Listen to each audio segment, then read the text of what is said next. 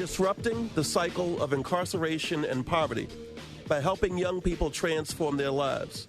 That is the mission statement of an organization that for over 30 years has been doing that in the state of Massachusetts, but last year came to the city of Baltimore. And I wanted to have them in studio to talk about their first annual kind of report, look back to see exactly what's been done here in the city of Baltimore. The organization is called ROCA, and representatives that are joining me here in studio are Curtis, he likes to be called Kurt, who is the director of ROCA in Baltimore. And also joining us in studio is JT, James, we call him Director of Public Safety and Community Partnership, James Timpson, and Curtis Palermo. Let me, first of all, welcome both you gentlemen in. Thank you. Thank you. Appreciate it. Let me begin with you, if I can, Kurt. I'll just call you Kurt. What is ROCA? And exactly, because we were introduced to this about a year ago when they came to the city of Baltimore. And what have you been doing for 30 years in Massachusetts that you think can work here in Baltimore? So ROCA is a 4-year intervention model. We are a behavioral health program. It's all about behavior change. With that, we have education, we have employment. We do relentless outreach where youth workers are getting a name and an address, and we're going and knocking on doors. We are reaching out to the highest risk young men in the city of Baltimore as well as in Massachusetts. These young men are at risk of either being incarcerated long-term as an adult or being the victim of street violence and losing their life because of that. The behavior change aspect really comes in after that relentless outreach is done and we make initial contact where the youth worker and the entire team are building these transformational relationships. We are getting to know everything about these young men, and we are pushing them and holding them very accountable for what they're doing, because that's when the behavior change comes in. We're a 4-year model. The first 2 years is very intensive. Again, the case management, they're working on our transitional employment program. They might take a GED class, but it's important to understand that these young men, if you kind of picture a starting line, they're before it. They cannot show up. They're not going to go to regular programming. If you put them in a 30-day jobs program where they had to wear a shirt and tie, they probably wouldn't. It's not going to work. It's not going to work. And the length of time, which is often the question about ROCA, why 2 years, why 4 years? Because behavior change takes time. And the brain science tells us that it takes about 18 to 24 months to see sustained behavior change. And that's what we're doing with these young men because, again, the outcomes that they will likely have is either jail or death. And the reality is you're dealing with broken vessels. And in order to fix that, it's not going to happen overnight. That is Curtis, who is with us, Curtis Palermo. He's the director of ROCA here in Baltimore. As he just said, he's been with the organization up in Massachusetts. And James Timpson, director of Safety and Community Partnerships. Now, you are from Baltimore, JT. And what got you involved with ROCA? How did you end up getting involved with this organization? So probably about 5 years ago, I met Molly, and we were having a discussion. Molly Baldwin? Yeah, Molly Baldwin, the founder and CEO. We were having a discussion about, her idea about ROCA in Baltimore. And 5 years ago, I said, no way this is going to work here. You're talking about going in cold knocking on people's doors. You're talking about relationships with police. No way. It's just not going to work. Fast forward 5 years later, we know what happened with the police department. We know the state of the city at the time. So I thought then it was a kind of a perfect opportunity. And just as ROCA is relentless with young people, they are relentless with people that they seek to hire as well. So Molly had been after me for about 5 years. And so, when they finally came to Baltimore and had everything set in place, I was working with Safe Streets at the time, and I thought it'd be a good opportunity to bridge the gap between the two programs because I saw... It's a connection. Yeah. I saw how it was a natural fit for the two programs to be able to work together. So when it comes, let me get back to you, Kurt. When it comes to ROCA's mission, and we've been watching juvenile violence and just what's going on here in Baltimore, you're really going after that particular population of young people who, for whatever reason, and the backgrounds, varied, but for whatever reason can't fit traditional models. That's who you're going after. Those are the young people you try to hit. Yep. So we are going after those young men, again, who cannot show up and go to, whether it's school or a jobs program or a trade school, just because they're not ready. They're highly traumatized for 16 to 24 years before we ever meet them. They're living a certain lifestyle where they're seeing things, they're experiencing things, and it's not realistic for us to say, show up Monday through Friday at this time every day, and, at the end of 30 days, we'll get you a job and kind of ship you off.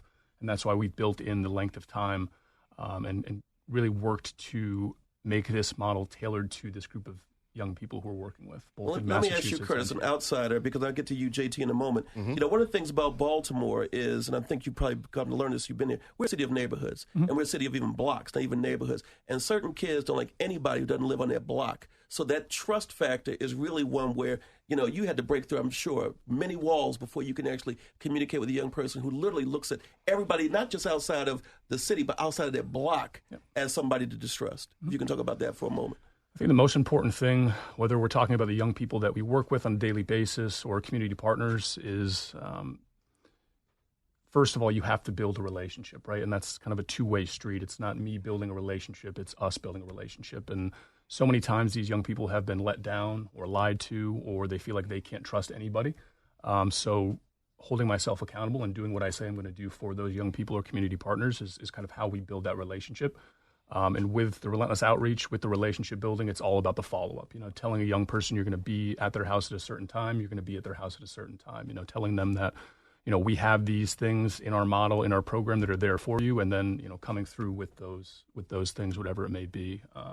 But just building a culture in our building, you know, with the young people of safety, of trust, of family, because they need somewhere where they feel like they can go and be safe and work on doing something different, because, you know, change is possible and they want something. And that starts trust. That's where trust begins. Exactly. JT, let me ask you this. When it comes to the issue of leaving the streets or leaving gangs, you said Safe Streets, of course, you had to deal with some of that through that program. What is it about ROCA that actually gives young people the sense, I can leave this gang, I can leave what's going on and be a part of this? I think it's really the fact that we don't ask them to, right? What we do is we present them with an opportunity to do something different. We present them with an opportunity to actually succeed. We present them with an opportunity to be surrounded by and supported by people who trust and believe that change is possible. So we challenge them on the aspects or areas of their lives that are unhealthy. But in order to build a relationship, you got to kind of work through some of that stuff first until you can get to that point. And a lot of times through the intervention that we use, the CBT, the cognitive behavioral theory that we use, we teach young men the 7 skills of how to emotional regulate. And one of those skills is talking about things that they value. Mm-hmm. So if we really want to get to things that you value, you can't tell me that you value, you know, your freedom if you're out here breaking law. Right? So we talk about things that are real. We challenge them on real issues, and we really use CBT to challenge and to really just challenge those negative behaviors. So we get there, but it's really about building that trust and relationship with them first. Kurt, one of the things, and once again, we're speaking of representatives from the ROCA program, over 30 years, been working with young people in the state of Massachusetts, and really, according to research I've done, showing tremendous progress in reaching the most at-risk young people, high-risk individuals that are 16 to 24 years old. But when it comes to Baltimore, are people ready? Because one of the things that we always look for, quick fix, or we need to see results in 6 months or a year. Do you think as the people you talk, they're ready to say, okay, I'm in this for 4 years, or I'm in this for 3, that they're committed long term? I mean, I think the young people at first, and it varies case by case, but they're a little bit apprehensive because they don't know why a stranger is knocking on their door. You know, how did you get my name? How did you get my address? Is a pretty typical question that we get off the bat. But, you know, once we get them into the building, start building that relationship with them and the trust, you know, they buy in for the most part in Baltimore so far. And again, they just want something different, and they're tired. I think the city as a whole is tired. The violence is, you know, off the charts, and there's a lot of different things going on, and a lot of people ask, you know, what has ROCA done? What are your outcomes in year one?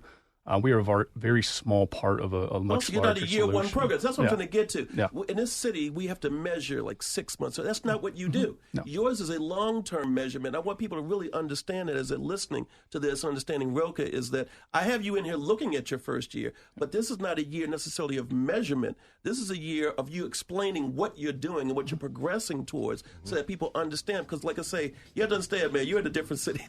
Baltimore's a different place to be, Kurt. 410-467-WBAL. Tune into WBAL News Radio 1090 and in Greater Baltimore on FM 101.5 weekdays from 9 to 1 to hear C4 live. Now, more C4. I'm pleased to be joined in the studio by Curtis Palermo, Director of ROCA here in Baltimore, and James Timpson, Director of Safety and Community Partnerships, as we're looking at a year now into this over 30-year-old organization out of Massachusetts that works with high at-risk young people, 16 to 24, that chose to come to Baltimore and try to use the model that they've employed here to change the lives of so many young people who end up in a criminal justice system and help them avoid that repeatedly and going back and forth. Let me begin with you, if I can, JT, because an important component, I'm going to get to the transitional employment program in a moment, but you know firsthand working with Safe Streets, one of the things we have to understand, you build into your program, is there are young people who are going to either fail, maybe reoffend, who knows, but you don't give up on them. Absolutely not. That's where change happens. Change happens in relapse. So if we're truly working with the high-risk population that we claim to be working with, and we expected them to be perfect model citizens and go through the program with no problems, then we're not doing anybody any service. So we work with a high-risk population of young men who we have to challenge on behavior. When you challenge people on negative behavior, it causes conflict. People tend to shy away from conflict. So that's the point when our young men relapse. If we have not pushed a young man to relapse within the first 30 to 60 days of the program, then something's gone wrong. Because that means that we're not challenging them on those negative behaviors that need to happen for behavior change to take place. And that's where the relationship comes in. That's why we put a strong emphasis on building strong transformational relationships with young people. Because most of them, they haven't had any. No, they haven't. And a strong relationship can hold challenges. It can break through challenges. You can bounce back as long as the relationship is strong enough. And Kurt, when it comes to what I just mentioned, this transitional employment program, a lot of people just assume if you just, have a job training program, take a kid there, leave them, drop them off, they're going to be successful. You don't assume that. You assume with this TEP that you're looking at behavior, you're looking at real life settings. Just talk about that for a moment, because a lot of people don't think about how to get this young person in a position to go into job training. So our transitional employment program really is the opportunity for the young people to work on these behaviors. Most of them have never held a job. If they have, it's been a very short seasonal opportunity. So we've created the first 18 months during the program where they can come in and they're getting paid, real wages for real work. We have contracts with the city. They're showing up. Just being there every day on time is a huge barrier, because if you've never worked before, you're not just going to wake up, come to Roca, and be ready for a job. Exactly. We're not teaching them trades. We're not really working on the hard skills, because that's not the issue. It's the soft skills. It's the interpersonal skills.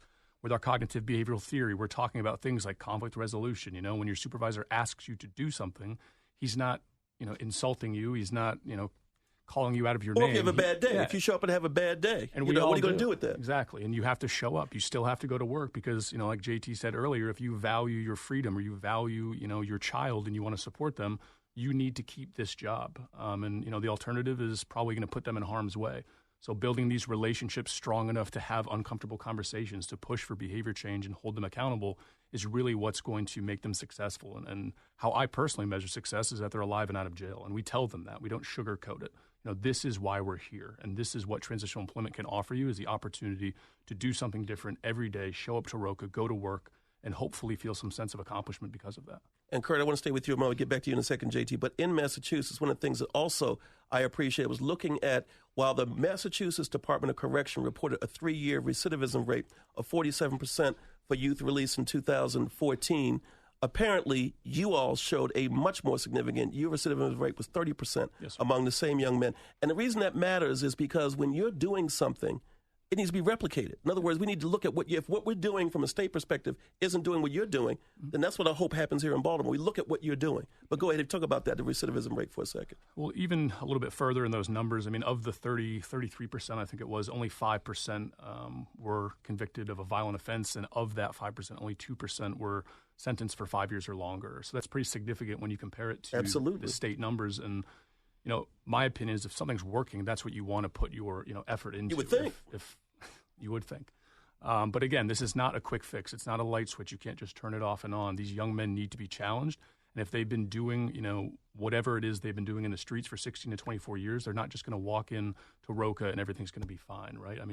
If we're working with this level of risk in these young people, then we really need to have the opportunity over a long period of time to build those transformational relationships and push for lasting, sustained behavior change. James Timpson, JT, you and I were talking a moment ago, and while everything we're saying, we don't want to give up on young people who want to work, there are young people, though, that if they are using a gun or they're harming somebody, not saying we throw them away, but they can't be with us. They've got to be in a situation where somebody is getting them corrected, because that allows then for them, when they come back to your program, to understand the consequences involved with certain things, correct? Absolutely. There's always going to be a need for law and order, right? It just has to be done properly, has to be done the right way. And even still, everybody deserves a second chance. Everybody deserves an opportunity, no matter how egregious the offense. You deserve an opportunity. And that's what we give our young men. We give them an opportunity, an opportunity to do something better or something different with the true support behind them. Because it's a 4-year model. So whether you agree to the 4 years or not, it doesn't matter. Right. The model ain't changing. No, we agreed to the 4 years. Right. So you can tell us you're done after a week, but tomorrow we still going to be at that door knocking, right? And that's what the young people are they're not used to that. Like, that's what throws them off the most. These people giving up on them. They used to acting out intentionally to get put out. But that doesn't work with us. You can act out as much as you want. You can tear the building apart. It's only stuff, right? And at the end of the day, we're still going to be back. We're still going to knock on your door, because that's the behavior change that we have to work towards to get you to be productive or get you to be the way that you want to be. I'm going to come to Kurt in a second, because he's done this in Massachusetts. But I need the two of you. I need hope, and I think the city needs hope. Do you have hope, JT, that this program, now a year into the city, is a part, not the answer, but a part of the answer here in Baltimore? Absolutely. It's definitely not the answer. It's part of the answer, because, like you said before, there are other great programs in the city. What we hope is, if at the end of the 4 years, if I made progress enough with one of these young men at the end of the 4 years where now I can send them to one of the other short-term job training programs, that's great. That's a victory. Right? That's a victory. We see small, incremental steps that show us progress. Because I could have a young man who comes in and we get into a conflict, he wants to rip the building apart today. And then tomorrow or next week when he comes in, he says, man, I thought about it and I'm not going to do that. I'm going to handle it a different way. That's progress. That's progress. Because that young man then is not going to leave my building and go out into the community and do something, that he's going to regret later. What we want, ultimately, what we want to get them to do is that 8 to 12 second pause before they make a decision. Instead of reacting, put that 8 to 12 second pause in there and think about what it is that you're going to do, and hopefully it's something different than what you've done before. Curtis Palermo, once again, the director of ROCA in Baltimore. What do you hope to accomplish? I know we're in for you, but what is it that you've been around here long enough to see kind of what Baltimore is about? What do you hope to see as we move forward? I think it's less about what I hope to see and what I'm actually seeing on a daily basis. We get asked about outcomes in year one, reducing the homicide rate, everything under the sun. But what I see on a daily basis is young men showing up and doing something different. On average, we have between 12 and 15 young people showing up before 7:15 in the morning to go to work. A year and a half ago, they weren't doing that. They were in harm's way, most likely. So my hope is that, we keep growing our staff, the amount of young people we can serve, and we are a small part of the change in this city. If I wasn't hopeful, I would have never moved to Baltimore. I'm not from here, but I came here because I know the model works. Big wake-up call, though, when you got here. Exactly. I love my city, but I know my city. And there are, we have 100 young men on caseload right now. There are hundreds of young men we could work with, and that's the hope, is we keep growing and, we keep fine-tuning things specifically for Baltimore and these young men, and, we keep them out of harm's way, and we show the entire city that this is possible. Change is possible, and these young men matter. Curtis Palermo, once again, Director of ROCA in Baltimore. James Timpson, JT, Director of Safety and Community Partnerships, ROCA in Baltimore. This will not be our last conversation, gentlemen. Thank you. Thank you.